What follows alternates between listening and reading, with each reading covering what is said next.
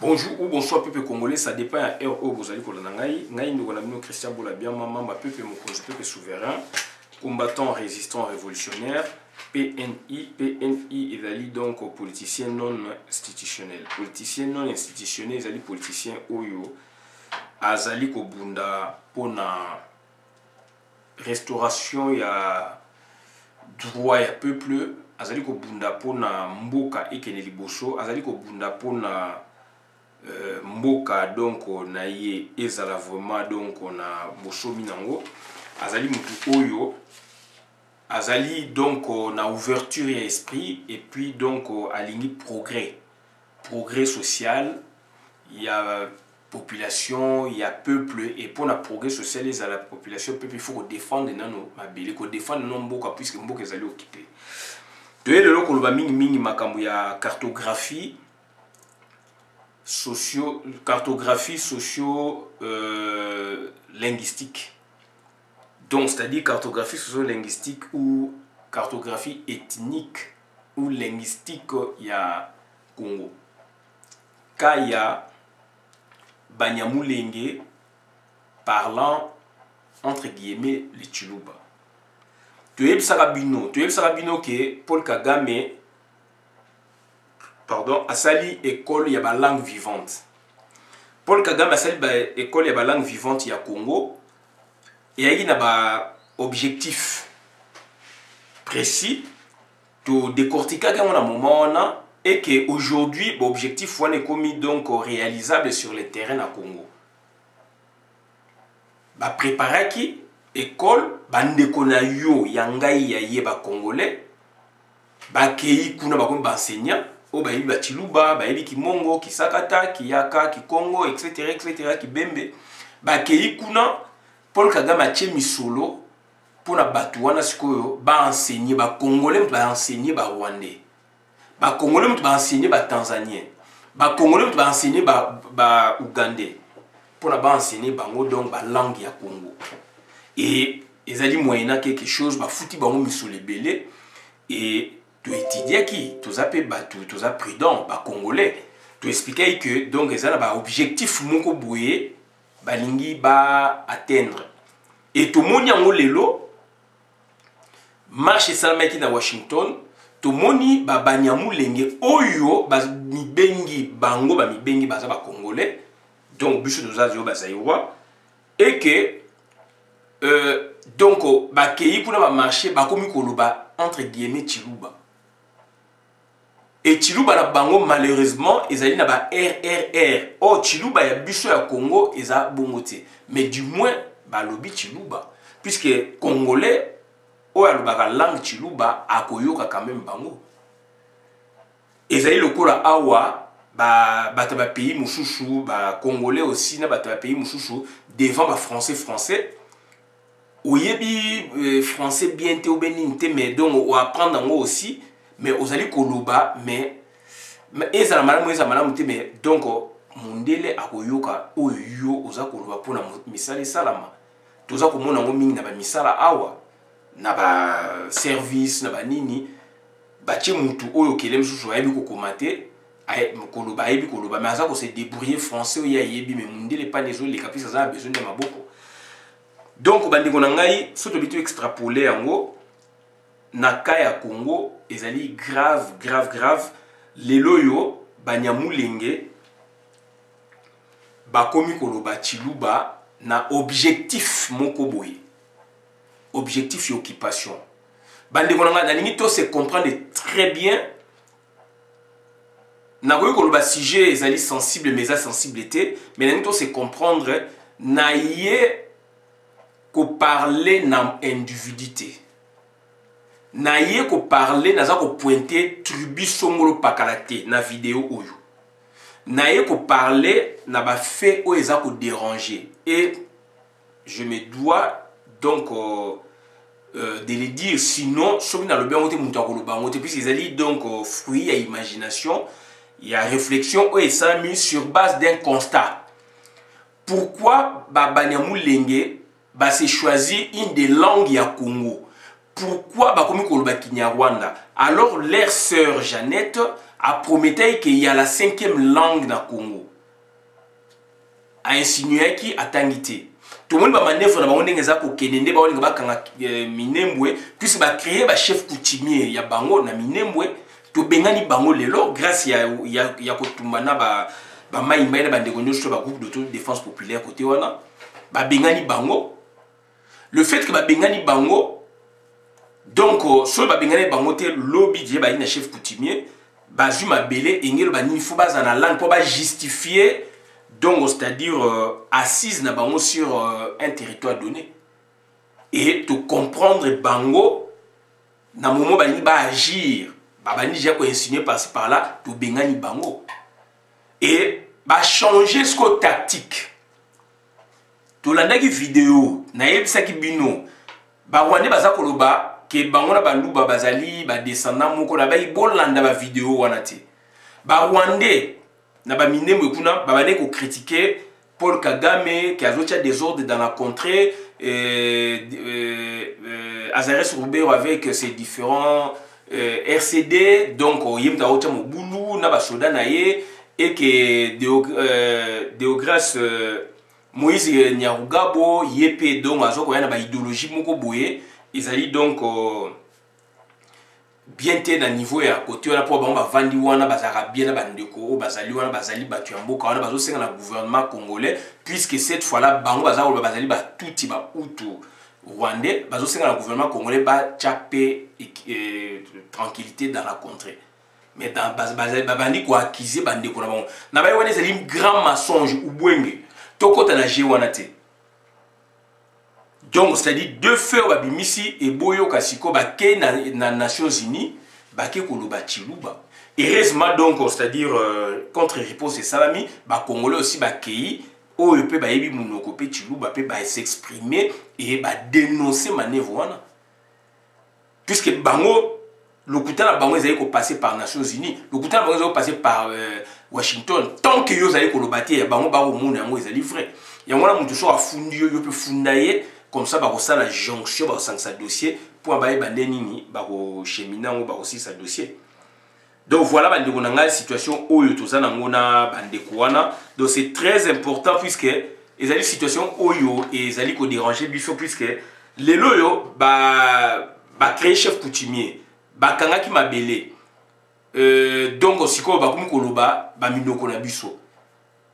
Kotoyo bazali na Minembwe kotoyo na Kasai bakomi koloba chiluba nde bakomi koloba chiluba est-ce que toyebisa bino donc ta babomi kamuna sapu na ba population ba kotiza bango ba occuper n'est-ce pas ezali po ba justifier on que na Grand Kasai ke baluba pe bazalaka donc ba eza terre baluba ba ndeko na biso mais donc c'est-à-dire que ba tuti ba utu bazalaka ko bakomi pe koloba pe chiluba.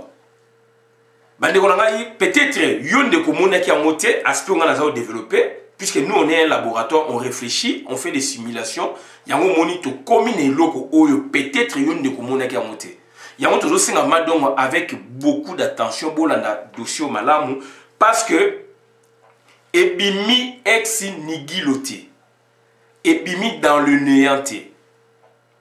C'est une idée motu proprio. Donc, ça y est, idée bimi na propre initiative na bango pour convaincre l'extérieur, pour convaincre les organisations internationales, pour convaincre les puissants du monde, les pays puissants du monde.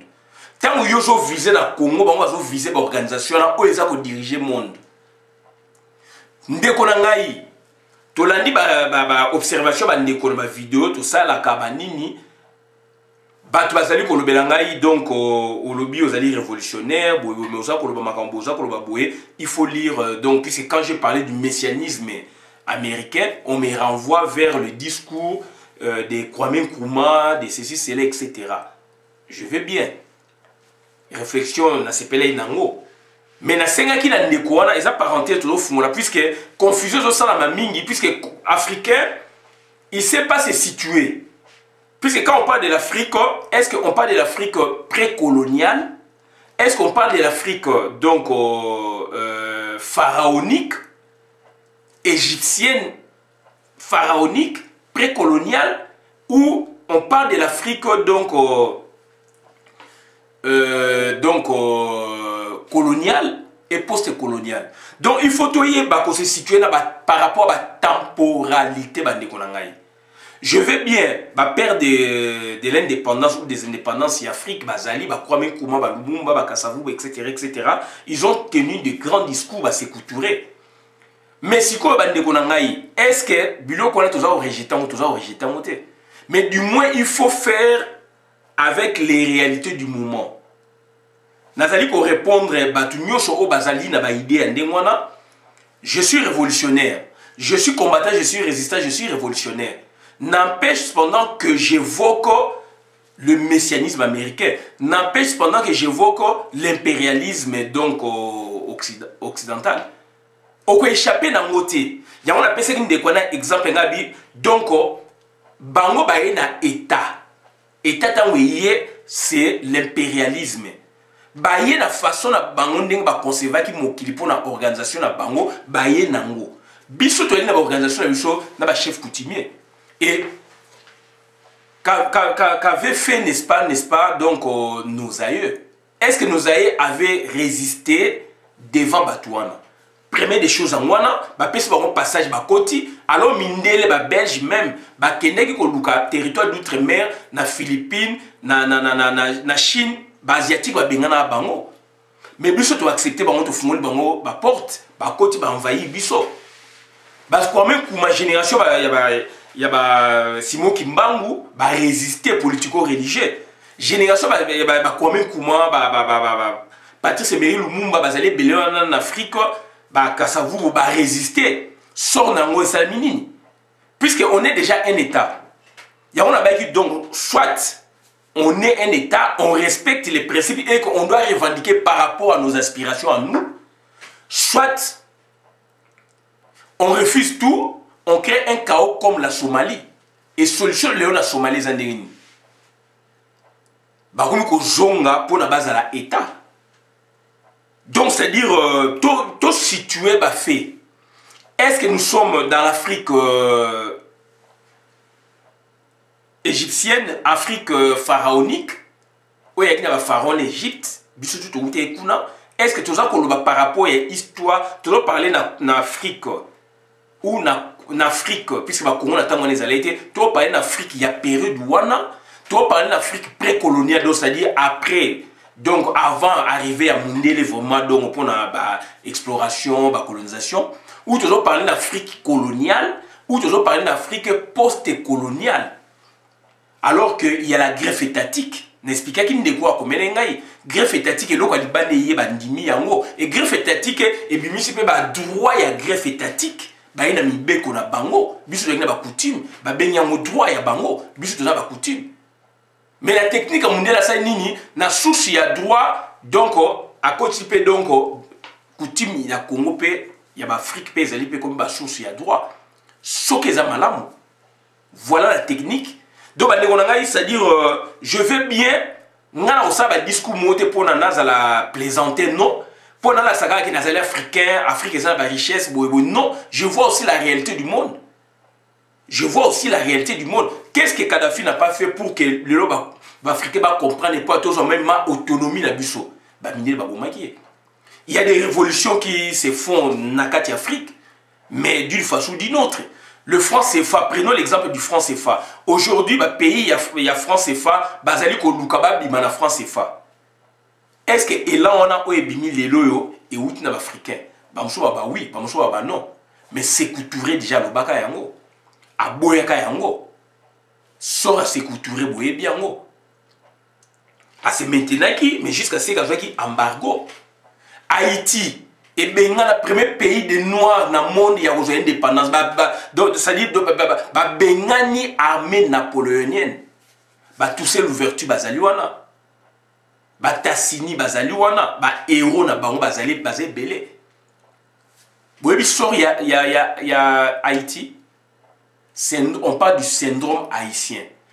Donc plus de coopération etc. sort y a Haïti et zali wana. Mais historiquement parlant, c'est un pays de noirs. Il y a diaspora do wuta ki na Afrique keyi kuna, c'est un pays africain toloba oyo mona ki clair vis-à-vis na mundele. Sort y a Haïti zani. pays africain la solidarité, qu'est-ce qu'on fait par rapport à Haïti? Haïti, le bimi mboka oyo, maladie nyosha mokili ezali wana, donc tremblement de terre, boye, il n'y a pas d'aide. Épidémie, donc analphabétisation, mati makasi, bakabe belé, fléau côté belé kuna. Que font les Noirs? Que font les Africains? Donc nous venons ici pas pour plaisanter, nous venons ici pour parler des choses qui se justifient aussi scientifiquement parfois. On est dans la politique, mais on emprunte aussi des éléments scientifiques pour nous justifier afin d'avancer. Donc, c'est-à-dire, nous venons pas pour que tout l'accès, boye, puis c'est les Africains, non, parler dans le vide. Non, je n'aime pas ça. Je n'aime pas ça. Historiquement parlant, on a des grands leaders, il y a la première génération d'Afrique, où il y a des discours, contre un discours, il y a les lots. Mais l'impérialisme est là. Sékou Touré a fait face à l'impérialisme. Les grands leaders, Lumumba, il a fait face à l'impérialisme. Les discours sont là. Mais on va les exploiter avec intelligence, puisque ceux qui te exploitent en Mumba, on subira le même sort et nos pays ne marcheront jamais. Aujourd'hui, les présidents africains prennent conscience par rapport à la monnaie. Afrique, il y a CFA, il y a France, ex-colonie française.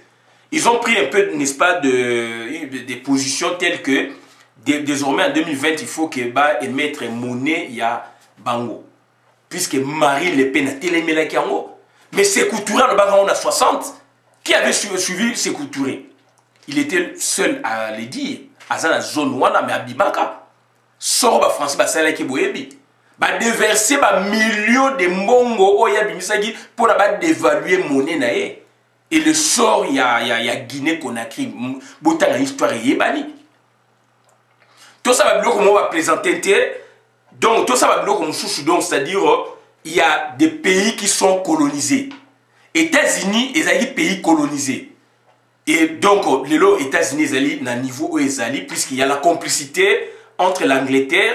Donc, on a États-Unis, puisque la plupart là-bas aussi sont des blancs. Ce sont leurs frères. Bissou de Zabatoumouni. On revendique, en face de nous, ce sont des blancs qui ne nous considèrent jamais. Il faut lire leur philosophie, il faut lire les philosophies anciennes. Il y a des grands intellectuels dans Bango.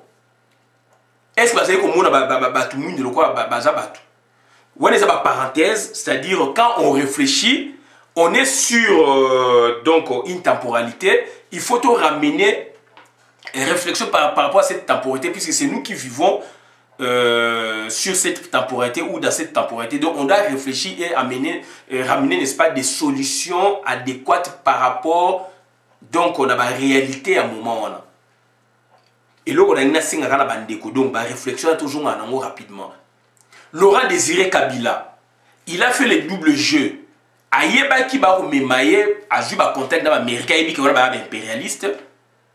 Ou kuna ba Canadien, ba Américain, ba Belge, ba Boebo, ba créé, ba tché ba Rwandais na sima, ayeba qui tant a commis na Congo, moutou na travaillé à changer façon na eza. Pour que yé a koufate na protéger qui Laurent Désiré Kabila. Voir même ba yebisa qui est que bazo préparer le coup, est-ce qu'il a cru na bandeko congolais ba yebisa qui est ba service ba yebisa qui est. Et mouta bomi nani donc c'est-à-dire son fils adoptif. Et Moutabomi est un poso mwindu. Donc, ça dit il y a le premier, il y a développement en Afrique. Et il y a le premier, il y a idéologie internationale. Oyo, Bamboka ya biso, il y a idéologie. Je peux parler donc pas idéologie, mais donc une vision universelle, Ezali. Droit universel, Ezali.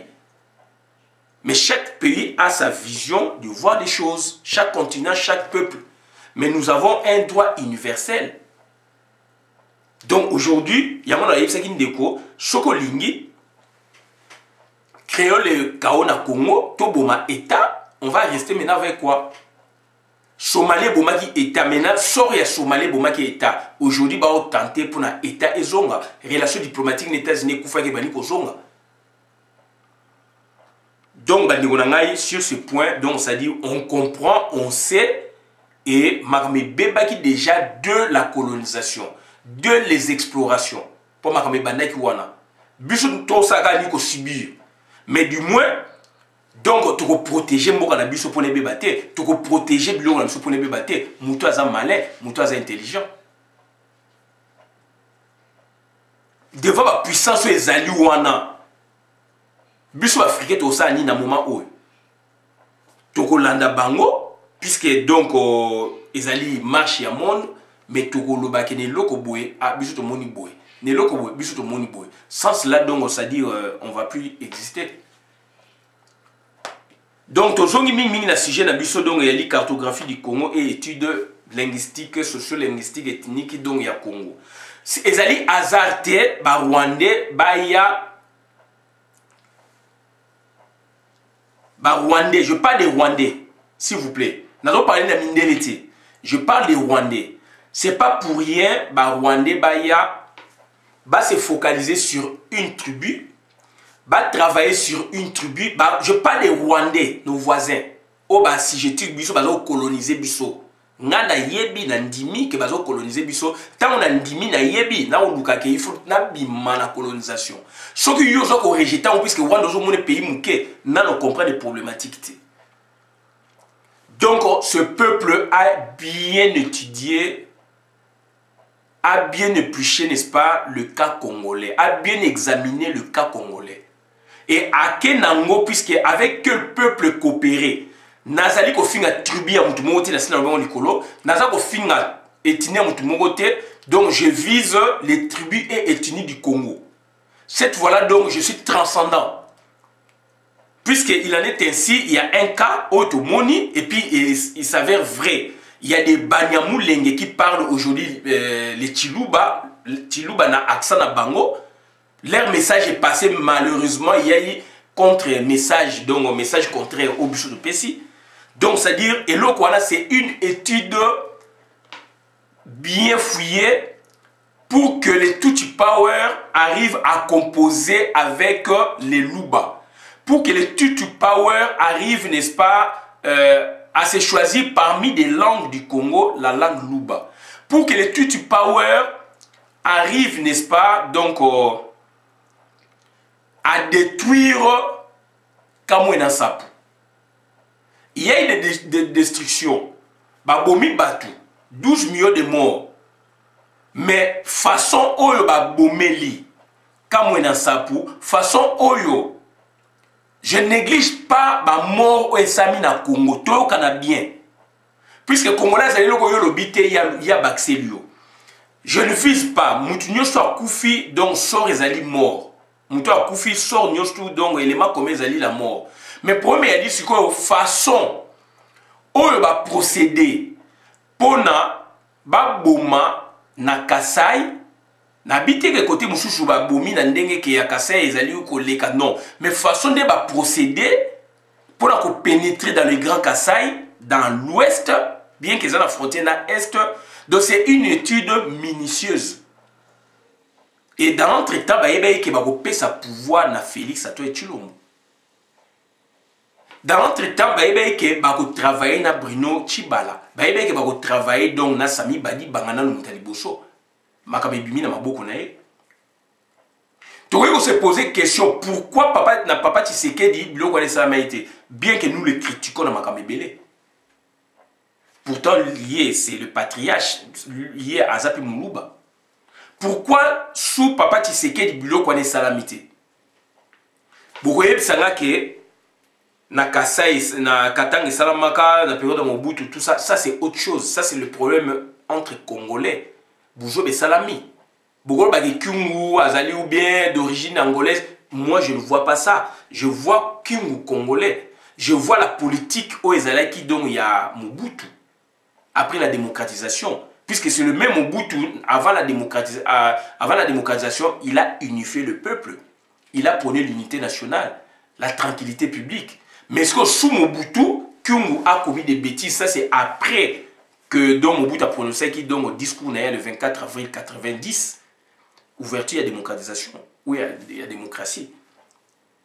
Donc voilà, ils allaient la réflexion, ok, ils ont poussé biso pour notre yeba, on a dit aspect moussouja, on a dit aspect congolais, mais je parle d'un autre aspect congolo étrangers. Et les Tutsis, les Rwandais, les Burundais, en fait, Tutsis, donc les Tutsis Power.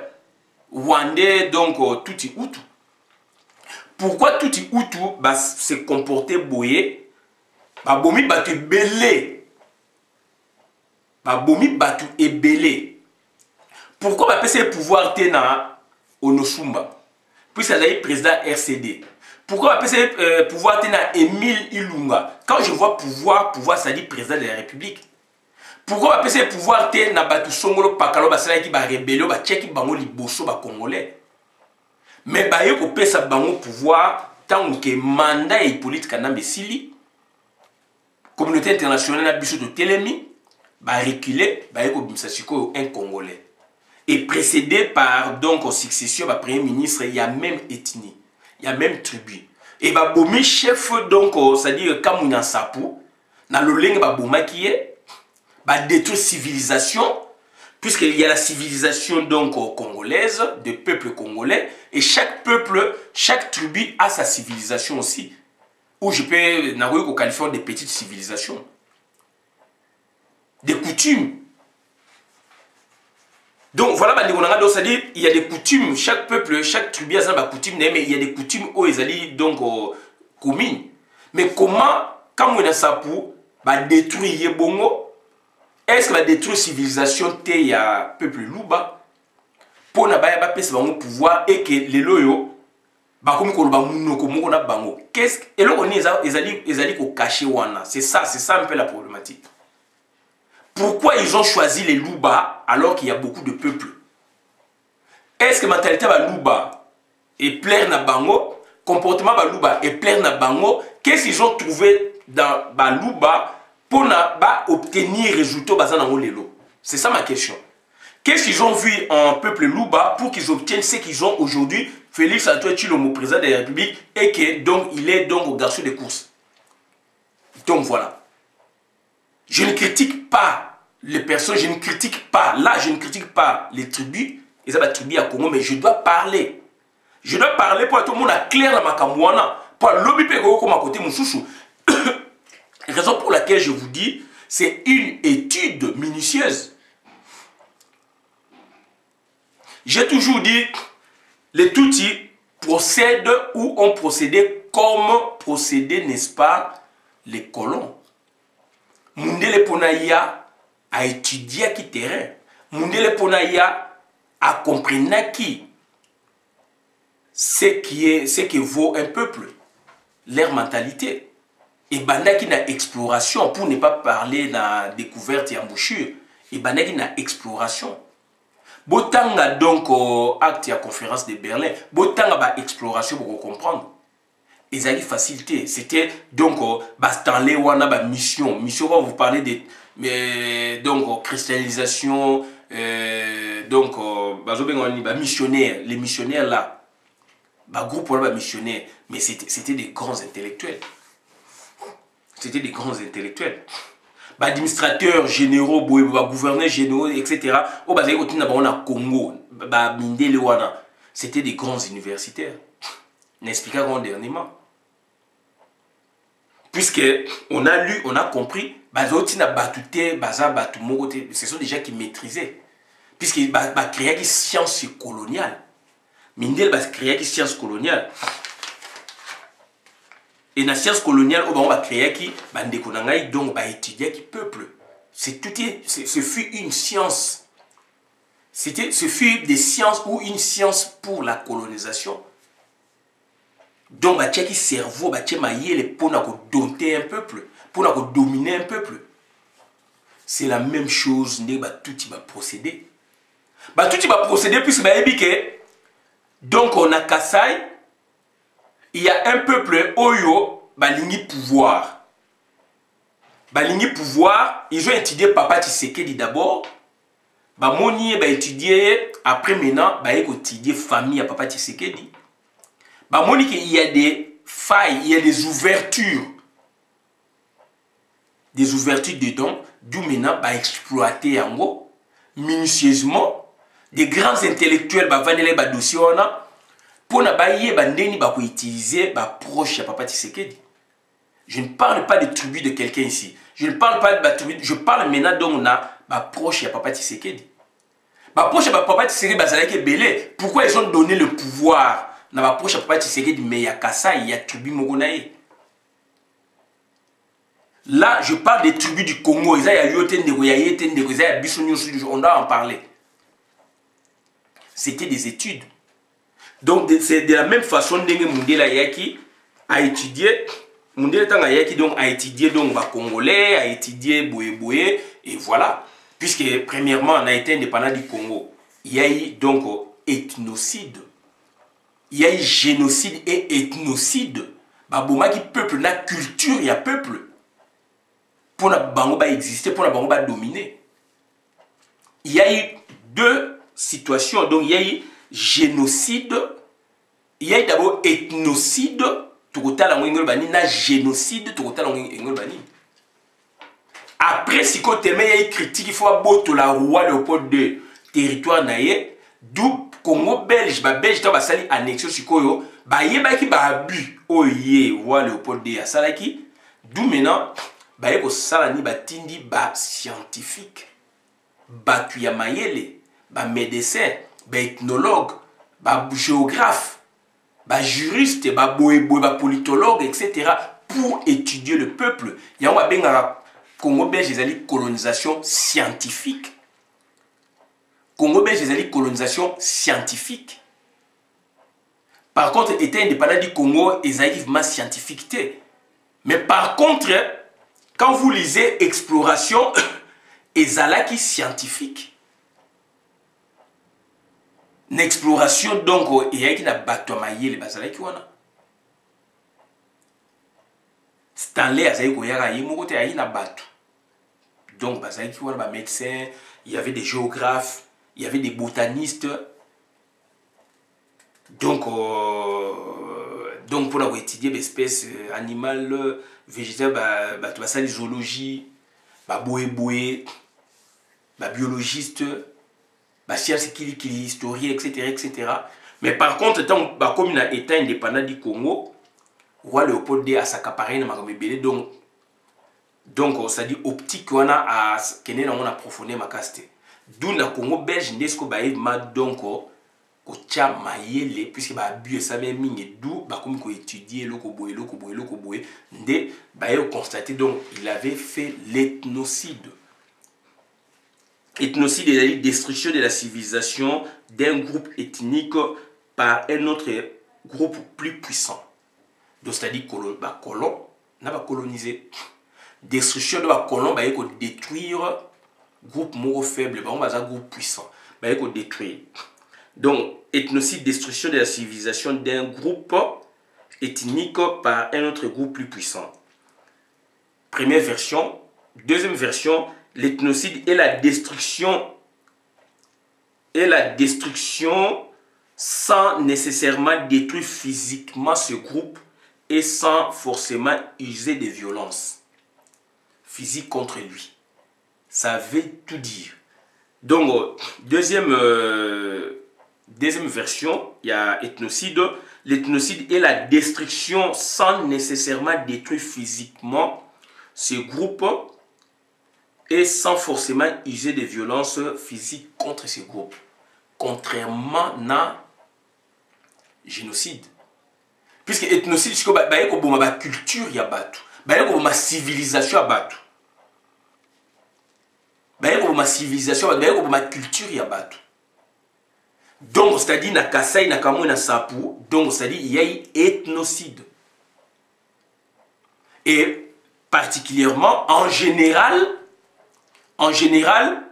tous les peuples, tous les Congolais ou toutes les tribus et ethnies à Congo, donc, elles ont connu, depuis 1885, donc, dès l'arrivée, donc, sous l'État indépendant du Congo, disons, ces tribus et ethnies ont connu ce qu'on appelle l'ethnocide.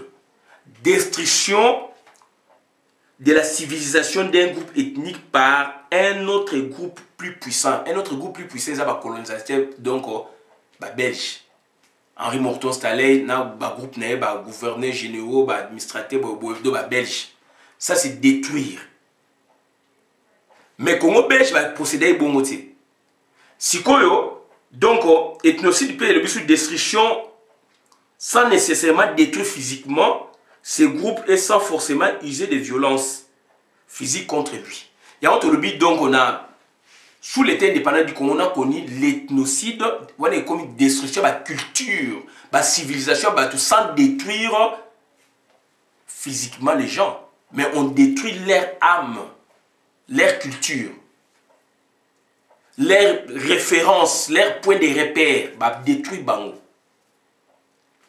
Par contre, génocide, destruction méthodique d'un groupe humain. Génocide, donc destruction méthodique d'un groupe humain. Extermination d'un groupe de personnes appartenant à un même groupe social. Génocide, donc, côté, du point de vue religieux, du point de vue ethnique, du point de vue du pays. Donc, c'est-à-dire, c'est que les Kassaïens ont connu, c'est que Kamouina Sapou, donc, sa tribu, son peuple a connu, donc, c'est l'ethnocide et le génocide en même temps. D'un côté, ils ont détruit leur culture, leur civilisation ancienne, perpétrée de génération en génération, dont le pouvoir ancestral était détenu par un roi, entre guillemets, un chef coutumier, on peut le qualifier ainsi aussi. Donc, Kamouina Sapou, donc on a détruit cette culture. Babomi chef coutumier, bakati sexe na misu ya batu. Pourtant, le chef coutumier, dans nos mœurs, dans nos coutumes, il est sacré. Bolumu na eba tumusu bakoyi komona yango te. Babomi mwasi na eba kati sexe, bakati mutu. Ça, c'est détruire un peuple par un groupe de peuples puissants. Ça, c'est la colonisation, donc, rwandaise. Continent Congo, ils ont visé un peuple, puisqu'il y a des minéraux, ça c'est une autre raison, mais ils ont visé un peuple pour l'assujettir. Ils ont assujetti généralement tous les Congolais, et il y a un contrat pour assujettir à nouveau ce peuple, le détruire. Pousser moi na maman na eba sangana na miso batu. Ça c'est détruire la civilisation, ça c'est l'ethnocide, détruire la culture sans détruire physiquement des gens. D'autre côté, détruire physiquement les gens. Donc ça dit il y a génocide et ethnocide. Malheureusement, ethnocide n'a pas été retenu comme infraction. Et on en parle diversement d'une autre façon, ça dépend d'un pays à l'autre. Mais on a érigé, les Juifs étaient forts pour ériger, n'est-ce pas, donc, les génocides au niveau de l'infraction dans la Deuxième Guerre mondiale. Mais par contre, ethnocide aussi est précédé. Ils allaient qu'on précédé dans l'histoire pays à monde. N'a pas contraint, il y a été indépendant du Congo. Donc, c'est-à-dire que ce peuple a souffert doublement. Parce qu'ils avaient des visées. D'où ils ont matraqué le peuple Luba pour, en définitive, lui donner le pouvoir après. Parce qu'ils l'ont bien étudié. Est-ce que dans leurs études, quand on a étudié le peuple Luba, qu'est-ce qu'ils ont trouvé comme point positif? Qu'est-ce qu'ils ont trouvé comme point négatif? Voilà notre démarche. Puisque Babomi Batou, si j'étais dans le Congolais, on a subi avec eux. Peut-être Bango, eux, ils avaient repoussé même l'homme blanc. Bango, ils n'ont pas connu la colonisation, les Rwanda, les Burundi. Il y a un protectorat. Protectorat, c'est ça caractéristique. Bisu doit y coloniser. Nous, on a été assujettis, mais eux, leur roi avait chassé les explorateurs. Et contre attribué lors de la conférence, il y a partage Afrique, donc conférence de Berlin en 1885. Allemagne a eu jusqu'au Rwanda en 14 ans après, 1899. Biso déjà colonisé. D'où même la délimitation, la frontière, tout est déjà éclairci bien avant. peuple côté on a peuple côté j'ai éclairci parce que bango batike biso do yé indépendant bango batike na ba réalité socio-politique traditionnelle ba boya ki mundele ba rwandais ba burundais na partage Afrique puisque ba exploiter ba na réalité wana te ba yeba ki kuna na kati ndenge zalaité ba ju décision ba pesa on kamba mo allemand donc ba ndeko na ngai recherche na ngezali. Qu'est-ce que nos frères là, si on a bien frère pour comprendre, donc, Bandeko Afrique, ba Rwandais, ba Ougandais, ba Tanzaniens, ba Tuti, Hutu, ba Paul Kagame, ba Hippolyte Kanam, mais qu'est-ce qu'ils ont vu dans leurs études de positif ou de négatif, les amenant, n'est-ce pas, à détruire, à créer l'ethnocide chez les Kamuna Sapu, et puis le génocide, puisque c'est un peuple communément appelé Luba, afin de leur donner le pouvoir. C'est ça ma démarche, c'est là où je n'arrive pas à comprendre. Je fais des recherches. Tu as vu ça vidéo que Bengani, Bandekonabiso na Grand Kassai, plus de 4 millions, donc 2 millions, Kei, donc ba palangani ba tiki mabele na bango musu ba keti na bangola ba Rwandais mutu ba koti wana toloba yango ba Rwandais mutu baza ba peuple place wana mais lelo ba Rwandais ba komi koloba Chiluba ndeko nanga soki yo lekisi yango nga lekisi yango te puisque nga za laboratoire nazali ko étudier na rejoindre ba réponse o eza problématique est-ce que ça déjà na une réponse je ne sais pas. Peut-être Bino Bogolandanga Bogolobalem Susuke, donc voilà. Peut-être Bino aussi beaucoup compléter, puisque donc si on croit des connaissances et au salama. Bino peut apporter au Bino. Qu'est-ce qu'ils ont trouvé dans le peuple Bandikonabiso Luba pour étudier, tout le qui va créer des écoles de langue, mais aujourd'hui, tout le monde un groupe, il y a Tuti, Hutu, Rwandais, comme qu'on parlait Chiluba, à niveau de la communauté internationale pour convaincre. Est-ce que bateau va convaincre Kuna? C'est pour Minembwe ou c'est pour les Kassai? Il y a un deuxième territoire visé. Deuxième territoire visé dans le Congo en dehors il y a Minembwe. C'est le Grand Kassai. Donc, c'est-à-dire les Tutsi, donc c'est-à-dire ils n'ont pas dit encore leur dernier mot. Donc ils n'ont pas dit encore leur dernier mot. Donc c'est-à-dire ils allaient Mawamingi, puisqu'ils parlent Chiluba. Bien qu'il y ait des RRR, oui, ça c'est leur accent, mais ils parlent Chiluba. Donc avec les Luba, ils vont se comprendre. Pourquoi en est-il ainsi? Pourquoi les Tutsis se sont comportés dans leur mensonge, dans leur façon de faire, pour apprendre? Ils ont appris beaucoup de langues, mais pour se spécialiser cette fois-là dans la langue Luba, et qu'ils vont, n'est-ce pas, à un niveau international pour convaincre la communauté internationale. N'est-ce pas que Batouana Bazako visait deuxième territoire? L'obé au troisième territoire, Bimalem Sousou et pas Mongo. L'obé qu'on pas Congo. Pour créer l'imbroglio dans le Congo. Il y a toujours parlé de la cartographie socio-linguistique, cartographie ethnique. Il y a un mot canabiso. Est-ce que Batouana, il vise quoi? Puisque la Minembwe c'est les Swahili. On peut pas ni côté Swahili. Les Swahili presque à Pepe Nengemoko. Mais Keisko Kolobaka Chiluba.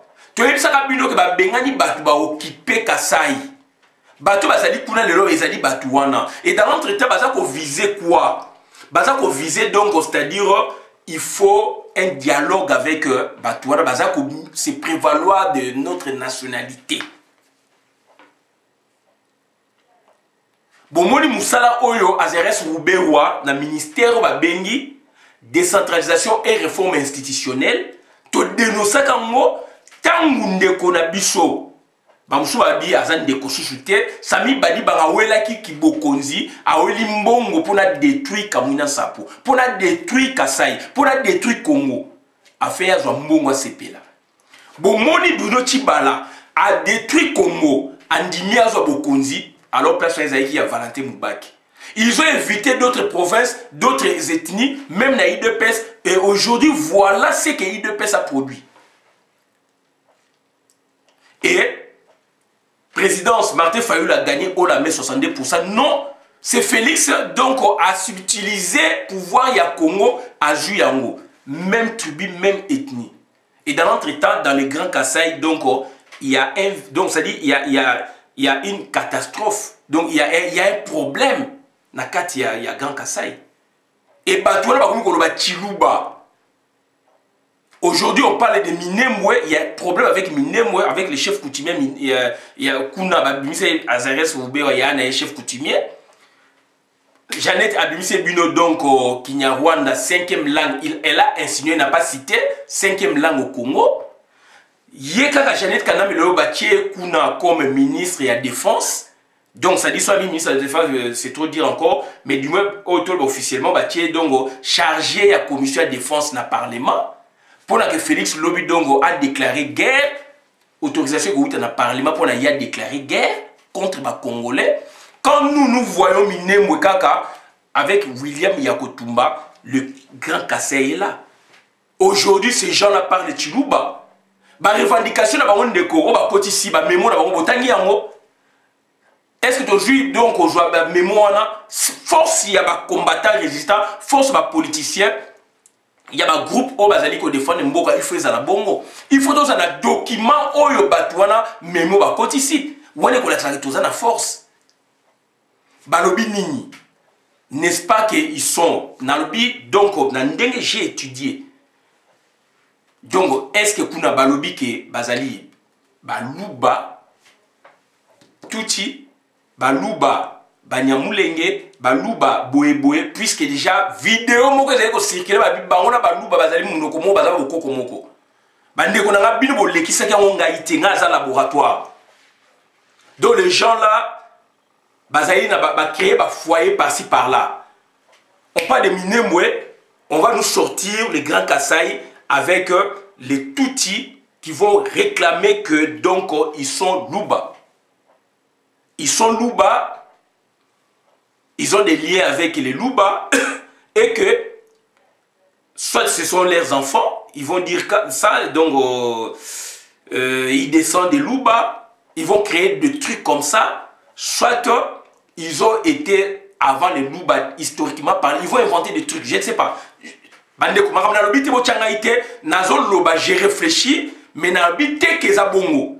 Et ça, l'hypothèse, puisque vidéo de Zali, il y a tout qui a ça bazali munoko moko, bazali batumoko, bazali kolomoko. Première étape. Deuxième étape, ils ont officiel monani. Première étape. Deuxième étape, bakei ko marché kuna baza koloba chiluba na communauté internationale. Puisque le bureau communauté internationale, ils ont Addis Abeba, ils ont communauté internationale, SADC, ils ont parti à la communauté internationale, au Kenya, la Union européenne, la Belgique, communauté internationale, donc au Nikuna, communauté internationale, etc. États-Unis fait partie aussi de la communauté internationale, Congo aussi fait partie de la communauté internationale, donc c'est générique.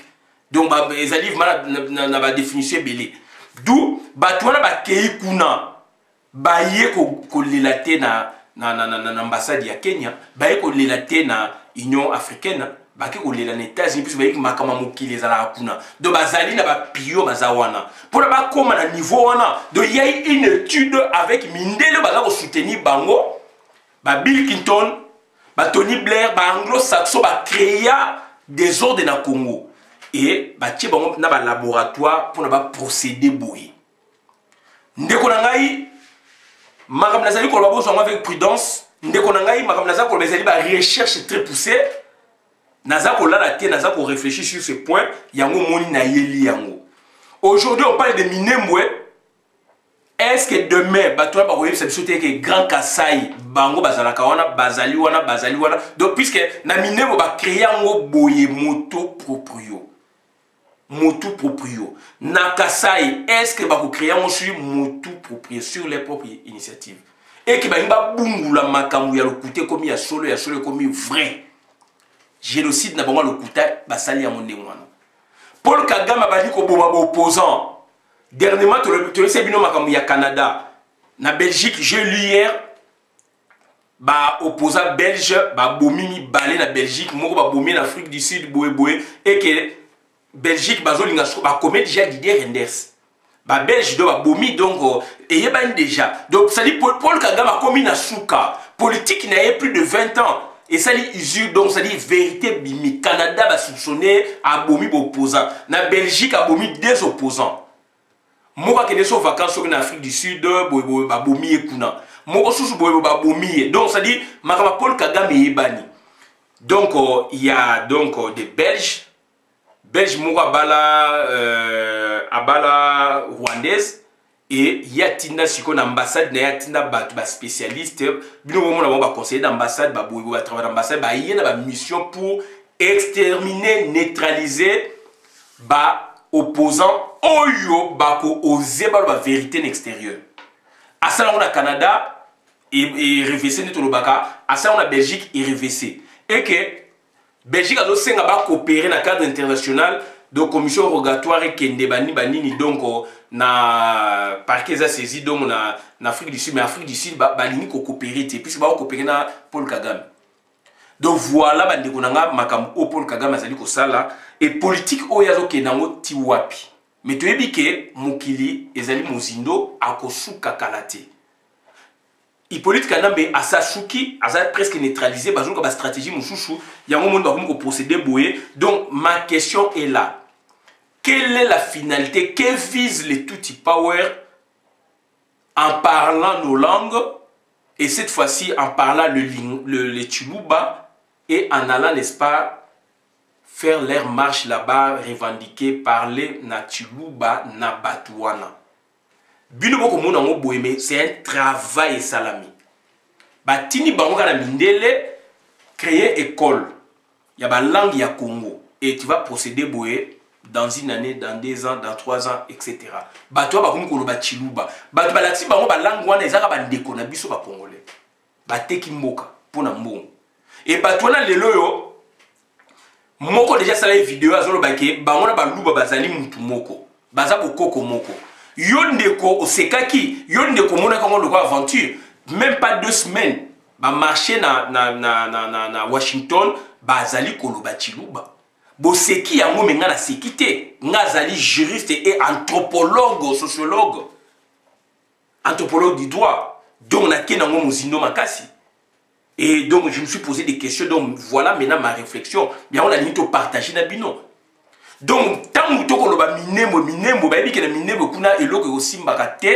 donc c'est-à-dire ils vont créer un autre territoire ex-Nigilo, le Grand Kassai. Puisque il y a un groupe de gens qui parlent Chiluba, il y a déjà un qui a précédé pour dire dans ma vidéo que Baza Boko Komoko. Il y a on habite tant que Poni Biko les alliés belés. Tant que c'est spécialisé dans Baluba, na Chiluba pardon, bon excusez na Chiluba et que ba jouir pouvoir par 3 fois.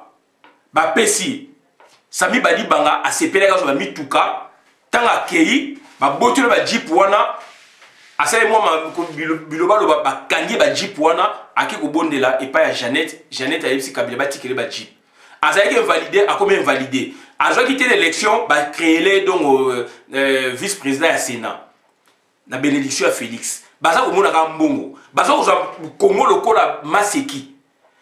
Bruno Chibalaye a eu plus de 650 millions de dollars. Okuna a eu plus de 250 millions de dollars. Félix Yemoko a eu plus de 1 milliard de dollars. Statistique est bimi. 1 milliard de dollars. Azo comprendre de te ndeni makamuza okende alo ba tekimboka Kasai ba bomi yango ba richesse ba moni wana na Kasai ba lini ko tika yango te lelo ba créer déjà Rwandais ba comme koloba chiluba ba bi baza ba luba. Que vise ce peuple?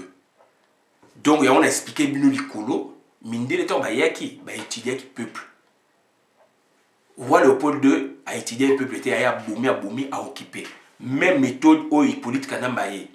Donc ça dit to subir biso bicolonios tout na 1885-1908 génocide, ethnocide. Voilà, en général. Et puisque particulièrement, toujours indépendance, les loyo, il y a des tribus où ils ont subir. Puisque baza ko viser ba dirigeant na bango, puisque ba dirigeant on a est-ce que bazali malléable, je ne sais pas. Puisque ba dirigeant qu'est-ce qu'ils ont trouvé dans les dirigeants et ba tribu boyé, je ne sais pas. Mais ce sont des études, donc c'est une étude minutieuse. Donc ils ont préféré, les études ont préféré travailler avec les Luba. Et bah Luba, bah travailler na bango ba bomi kamuna sapu, bah créer ethnocide, bah créer génocide, bah bomi civilisation Luba. Et avec la bénédiction, il y a Sami Badi Bangalouba. Avec la bénédiction, il y a Bruno Chibalalouba. Avec la bénédiction de Félix, puis Félix est là, il va rien dire, il va rien faire. Donc, bande konanga ezali pasi mingi. Et le loyo, donc, batu wana bakomiko loba chiluba. Na mine beaucoup na batu ba telemeli bango. Na kase ba bengana batu. Na yebisaka bino. Grand kase wana ezali occupé na ba génocidaire wana.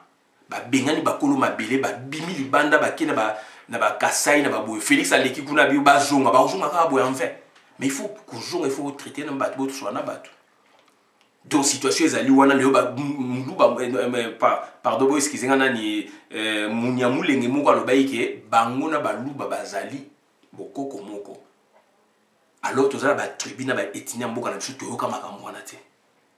C'est très dangereux. On est en train de dépecer virtuellement le Congo. On est en train de diviser virtuellement le peuple. Ndeko yuzo omuna yango, yipuna zo komuna yango ba Kaboul bazo kata Congo. Minemwe ba kati yango déjà heureusement peuple telemi William Yakotumba Simi Manduki. Ba koko na biso to pesi mon kakoswa. Sikoyo ba ko bimisa n'est-ce pas deuxième territoire. Le ba ko bimisa deuxième territoire, troisième territoire na Congo pour dépecer, ba ça ko dépecer virtuellement. Quand ils sont allés là-bas, ba on ba Chiluba, boy boy okuna lobby boy boy, lobby grand cassé ils allaient vide. Batu ba bima. Félix aloba na batu ba zonga. La suite elle est où? Et allez sujet à réflexion bola de lango malamu nga Christian bola bien maman ma peuple mon peuple souverain. Combattant résistant révolutionnaire, donc pour Nanga, c'est un danger permanent. On est en train de dépecer le Congo virtuellement, du point de vue linguistique, du point de vue territorial, du point de vue politique, etc. Donc c'est un danger permanent pour le pays. Batouana bakomo bachiluba, moko lo baike baza boko komona baluba, lobby risque les ali balo baike bazali mabele à grand kasseza ya bango. Et aujourd'hui, ce sont eux qui occupent babengani bakassayen. Je vous remercie pour la vidéo, madame la communauté, merci. Donc il y a génocide et ethnocide. Babomi civilisation baluba. Yakamou na sapu. Ba créer génocide, babomi physiquement un peuple. Merci.